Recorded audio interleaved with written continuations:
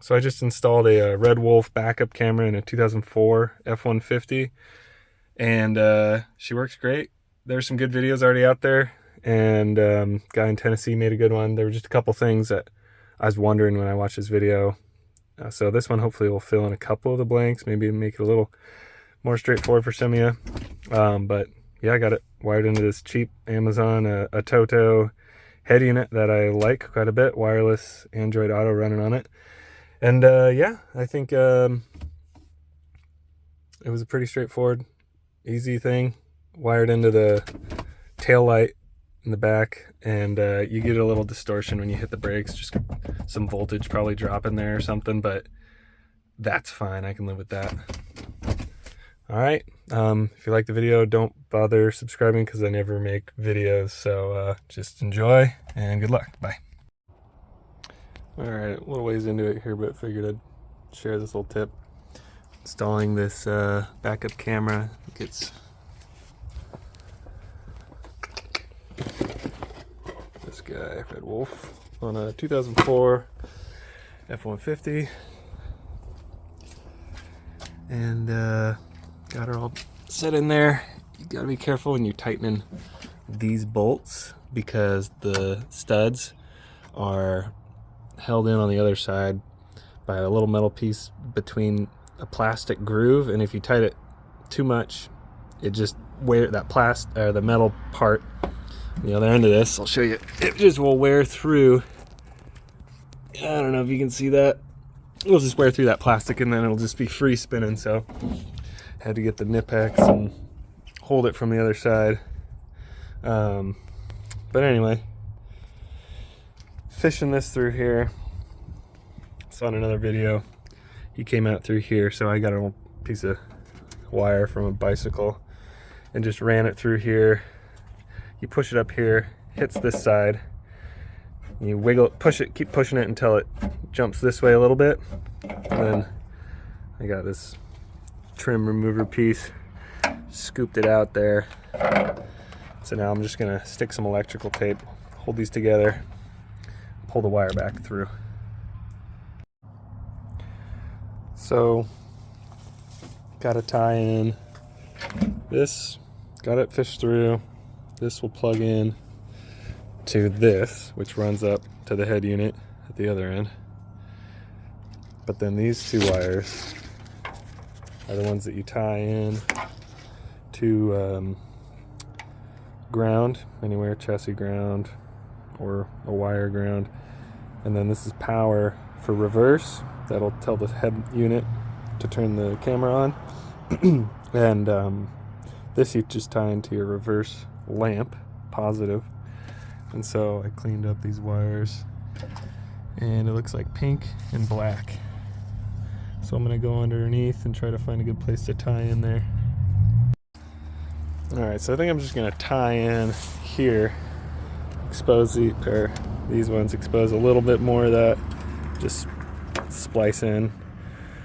Maybe just do both the ground and power here, so I don't have to deal with pinning it down to a ground somewhere else. And then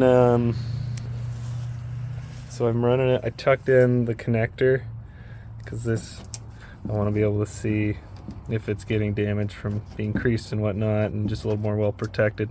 The other wires just, you know, single insulated section, so that I wanted that tucked in there for the connector. So now that ran up above the spare, kind of. I don't know if you can see it. Above the spare, and then I came in right here, and then it's just laying now because I'm gonna do this next part. But when I pull it tight, I'm going to zip tie it to this existing wire housing, and then so it'll come follow that up here, and there on the other side of this you'll see this part here, and I got a screwdriver, so that's where the wiring comes in there. And it's a rubber, kind of cone-shaped rubber seal boot thing, and I jammed a screwdriver through there to kind of create an opening because it's tight, it's old, you know, almost a 20-year-old truck.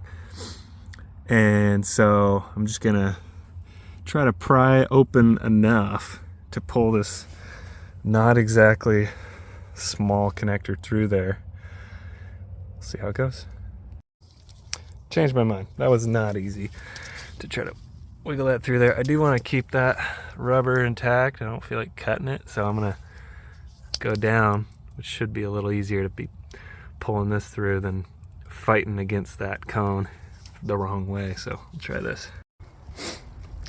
I ended up using a big drill bit and just drilling into the side of this rubber.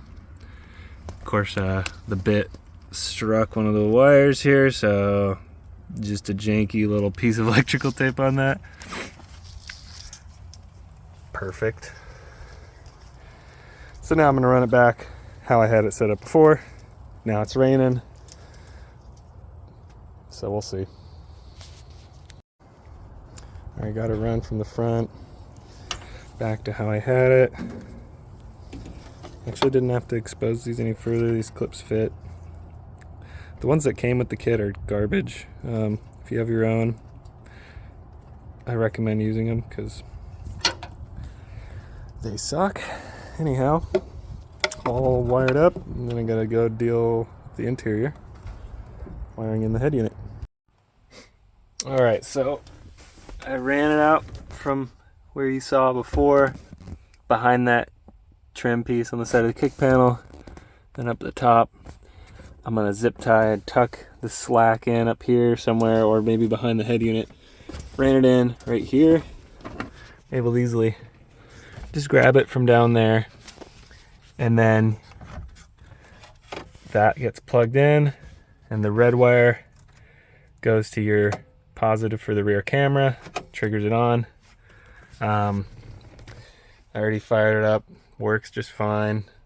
Other videos show you what it looks like. It's just normal backup camera. It looks good, works, does the job. Maybe I'll get a video of it added on at the end, we'll see. But yeah, the trim piece here is real easy to get off. You just start by prying right here, pretty gently, pops these clips out, work your way down on both sides, and then just 4 bolts to get the head unit out,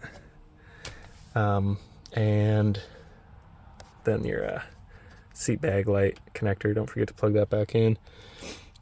And yeah, I just left all the connectors on because you get enough clearance here for my head unit, but yours might go all the way back.